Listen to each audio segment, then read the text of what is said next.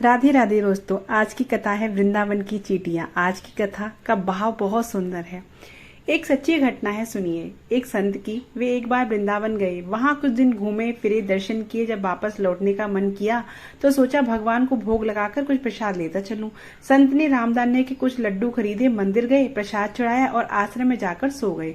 सुबह ट्रेन पकड़नी थी। अगले दिन ट्रेन से चले। सुबह वृंदावन से चली ट्रेन को मुगल सराय स्टेशन तक आने में शाम हो गई। संत ने सोचा अभी पटना तक जाने में 3-4 घंटे और लगेंगे, भूख लग रही है। मुगल सराय में ट्रेन में आधे घंटे रुकती है, चलो हाथ पैर धोकर संध्या वंदन करके कुछ पा लिया जाए। संत ने हाथ पैर धोया, लड्डू खाने के लिए डिब्बा खोला। उन्होंने देखा लड्डू में चींटे लगे हुए थे। उन्होंने चींटों को हटाकर 1-2 लड्डू खा लिए।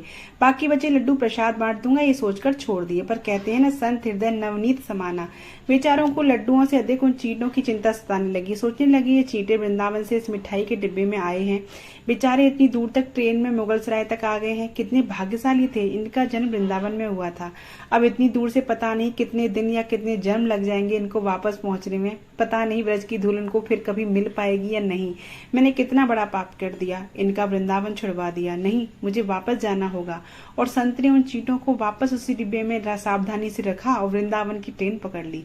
उसी मिठाई की दुकान के पास गए, डिब्बा धरती पर रखा और हाथ जोड़कर, मेरे भाग्य में नहीं है तेरे ब्रज में रह सकूं तो मुझे कोई अधिकार नहीं कि जिसके भाग्य में ब्रज की धूल लिखी है उसे दूर कर सकूं। दुकानदार ने देखा तो आया, महाराज चींटे लग गए हैं तो कोई बात नहीं, आप दूसरी मिठाई तुलवा लो। संत ने कहा भैया मिठाई में कोई कमी नहीं थी, इन हाथों से पाप होते होते रह गया, उसी का प्रायश्चित कर रहा हूँ।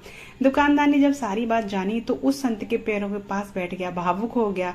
इधर दुकानदार रो रहा था, उधर संत की आंखें गीली हो रही थी। बात भाव की है, बात उस निर्मल मन की है, बात ब्रज की है, बात मेरे वृंदावन की है, बात मेरे नटवर नागर और उसकी राधा रानी की है, बात मेरे कृष्ण की राजधानी की है।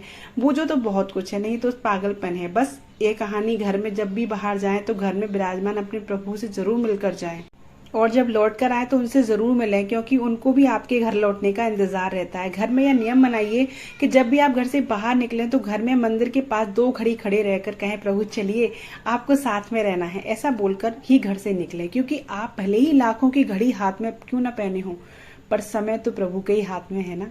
राधे राधे।